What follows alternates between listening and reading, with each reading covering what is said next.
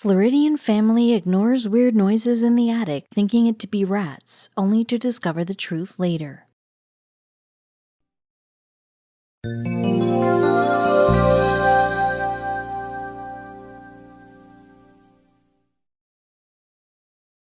Imagine that you had just finished your work. The weekend is knocking on the doors, and you are all in your pajamas binge-watching your favorite TV show. And then there is this massive thump on the attic. What would you do? Would you follow the noise, or would you choose to ignore it?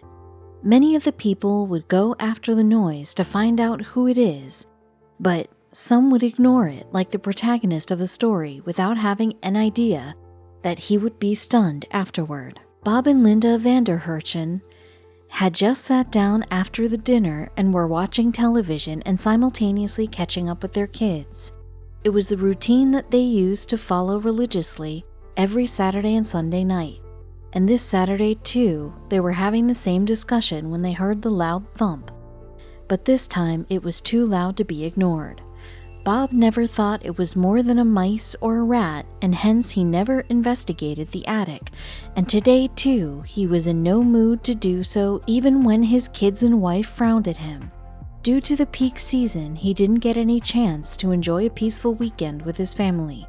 And when he finally managed a holiday from his busy schedule, he didn't want to ruin the opportunity just because of some harmless creature living in the attic. Bob owned a company named Bob Vanderherchen Bee Removal and Rescue Company, which aimed at harmlessly removing bees from people's houses for the last many years. So he was confident enough that these were just the bees or rats, and he wasn't one of those people who distraught someone's peace, especially the bees, because they weren't paying rents. And it had been years and he had not seen any sign of damage or gnawing by rats or mice. Hence he thought of leaving the poor creatures undisturbed. But what if whatever he was thinking was wrong and the creatures weren't just mice or rats? After finishing the dinner, when Linda went in to do dishes, Adam, their son, was mischievous and curious to find out about the noise in the attic. So he sneaked into his room to find ways to see what was there in the attic. He took a big stick and climbed on the bed and started inserting the stick in between the old slat to see if he could find something. But he didn't have much expectation, as he thought the rat or mice might run away as soon as they would feel the stick. Would he be able to find the infiltrator? While he was doing so, his stick suddenly got stuck and he was unable to move it around. He thought he might have got hold of the filthy creature that was roaming around, and as he called out his parents, the stick broke into half. When the parent ran to his room, he was holding the broken stick in his hand and his face turned pale yellow because he was stunned by what had happened. All the family members were now staring at the ceiling, trying to figure out what it might be. Linda and Adam's curiosity was constantly increasing while Bob was calm and tried to simmer his wife and son down too. But after this incident, it had become difficult for both of them to calm themselves because now they were apprehensive there might be more than rats or mice in the attic. Would they be able to find out? Linda was determined to find out about the intruder in their attic, as it had been more than a couple of years. So when both the men left the house after breakfast, she sat down to scrutinize the ways to do so. She then thought of bringing a spray or medicine to remove the pest that has been eating out their house from the attic. Would she be able to remove the mucky creature? She ran to the medical store in order to bring the medicine, and as it was a Monday morning, she didn't find much crowd at the store. She ran back to the house with the medicine in her hand. As soon as she entered the house, she placed a ladder to the attic and started to sprinkle the medicine from the tiny openings in the old slat. Would it help to kill the pest? The whole day she tried to observe the noise from the attic while she finished her household chores. For the entire day, there wasn't any noise from the attic, and she thought she had finally got rid of the creature. She was too excited to tell her son and husband that it had become difficult for her to wait. Was her assumption right? Had she really won the battle against the filthy creature? As both the men stepped into the house, she excitedly told the news to them. Adam was happy because he could finally sleep peacefully in his room, otherwise he was afraid that one day the creature would eat him raw in his sleep. He hugged his mother tightly. Bob praised her for showing the courage, as he already knew how much she creeps out by the bare name of the creatures, and always suggested him to change his career. After doing his work, Adam wrapped up his things and went to sleep peacefully. It was after years Adam was sleeping well tucked in his cozy bed, as his thoughts did not wonder what might be there in the attic. It was around midnight when something from the attic fell on his place, disrupting his sleep. He could not open his eyes as he was afraid of what it might be and screamed at the top of his voice. The parents were in the other room and ran as they heard the scream to see what had happened. As they entered the room, they found him at the corner of the bed. Bob carefully bent over the bed to look out for the object and held it in his bare hands. Linda kept a hand on her mouth at the sight because it was the same medicine she had put in the attic this morning. Was the creature still lurking in the attic? The family sat on the breakfast table still stunned because of the incident that happened last night. Even Bob had started to worry about the creature in the attic. Now he too doubted that something else was there in the attic and not just some rat or lizard. And the creature might be harmful to the family, especially Linda, as she used to be alone in the house most of the time. As soon as Bob and Adam stepped into the house, they all sat on the dinner table to make plans to see what was there in the attic. Adam suggested putting a camera on the stick and then shoving it up so that it could take the picture of the infiltrator that was dreading them. Would they be able to find out the reason for their sleepless nights? According to the plan, they sneaked a camera from the little opening in the old slats and tried to picture it. After a while, when they had randomly clicked a lot of photos, they tried to put down their camera. Now they were relieved to some extent that they will catch the culprit. Was it that easy to do so? When they tried to scrutinize the pictures, it was disappointing for them as the photos were not clear and all they could see were some blurred images. They even couldn't make out what it was, but the blurred pictures were enough to tell that it was not just rats or mice. The skin that was captured in the camera seemed to be more like that of a lizard than some mischievous mice. What was it then? The pictures had put the family in dilemma now. They knew it wasn't something they can just leave in the attic and had to do something about it. When they were done scratching their head, they thought they need to consult the animal rescuers as it was the only choice they seemed to have. Bob jotted down certain animal trappers' numbers as the dawn broke. As Bob himself had a company, it wasn't difficult to search for help and was able to reach the rescuers from his contacts. One of them was his friend, so he came running down the street to help his friend. Bob had already warned them about the creature, so they had all the equipment ready if there arises any problem.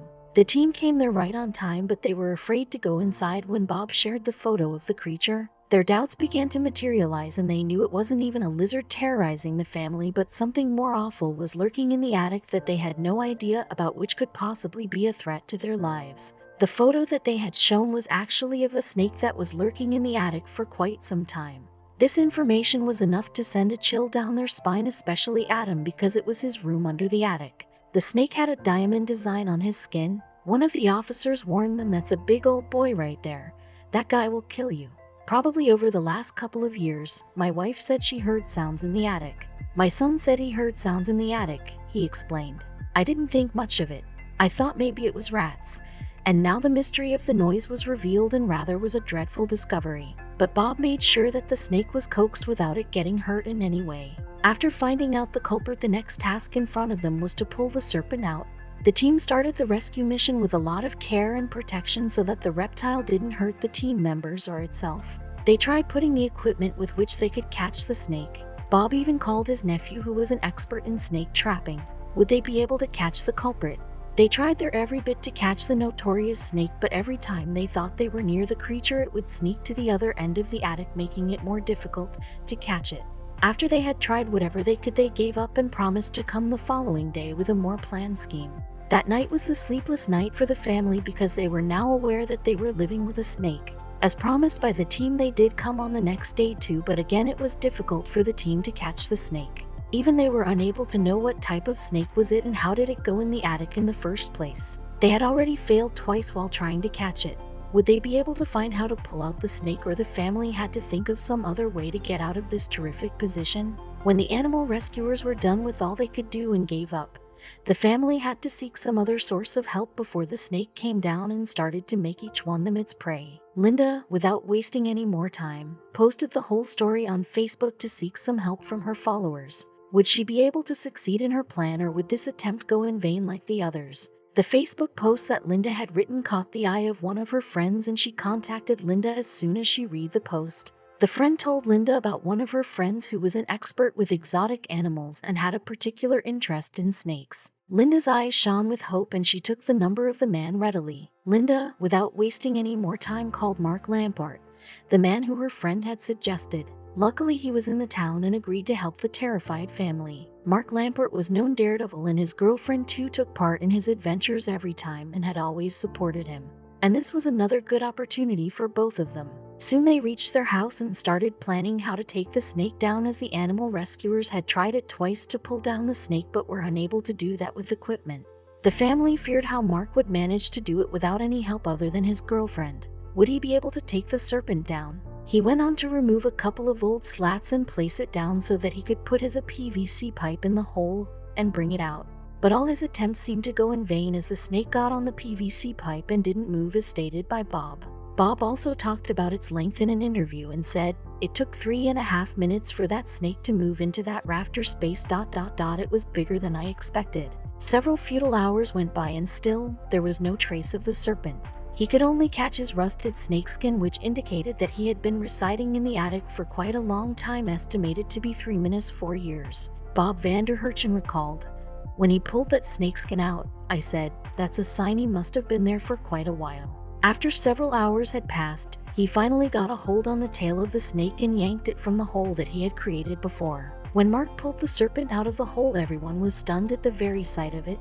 It wasn't the rattlesnake that animal rescuers had predicted it to be. It was a massive Colombian red-tailed boa constrictor, which was quite common in the jungles, but they seldom came into the habitation. Then how did a boa constrictor manage to enter their attic? They are generally found in tropical North, Central, and South America. They are rarely found in the forest but are exclusively bred and kept in captivity. They are seldom aggressive and their bites are not that dangerous. Even if it bites someone, the person can be given simple medications and he would be fine. Generally, they are referred to as red-tailed boa because of the red color in their tail. They belong to the family of Boidae, which comes in the category of non-venomous snakes, but their bites are really painful indeed. Boa constrictors are their subspecies, and in the exotic pet trade, they are too referred to as BCC, which is its scientific name. They are usually heavy-bodied snakes and their length can be up to 13 feet, and the one found in the attic was 6 feet long. But mostly their length depends on the locality and environment these snakes live in. They can weigh up to 27 kilograms, and in the case of females, the weight can go up to 10 to 15 kilograms. Though they are not venomous snakes, they have large fangs. They can strangle anyone to death if at all they don't make them their prey, which in turn is more painful than death from their bite. They rarely interact with other snakes unless they have to mate. They would not be even visible in the daylight as they are nocturnal in nature, but when the night temp is quite low, they often bask in sunlight during the day. Would the local snake trapper be able to catch such a serpent? The moment he started the mission, the family was just praying that he would take the snake down carefully. It took almost 2 hours before Mark could pull it out, and as he took him out of the attic, the family sighed in relief. Mark very casually held the snake in his hand and happily posed with him. Such a brave boy. Though Mark skillfully took out the snake out of the attic, the question remained, how did it manage to get in the first place in the attic, and that too such a rare breed? What if the snake might have come down at night and strangled any of the family members, especially Adam, because it was his room beneath the attic? The snake was semi-arboreal, that means they can climb on trees and bushes, and this was how the snake managed to get into the attic. Commonly, young boa constrictors climb trees and shrubs in search of food. This nocturnal snake too must have sneaked from somewhere, and while searching for the food on the trees might have landed in the attic of the Vanderherchen's family. The snake might have been adopted by some nearby residents, and then it could have sneaked out from the window or any openings of the house in search of food, according to Lampert. From there it might have climbed the tree and ended up in the attic. Later, Linda disclosed to her Facebook friends animal control said it got on the roof from tree branches. Mark Lampert was successful in evacuating the snake without getting anyone hurt.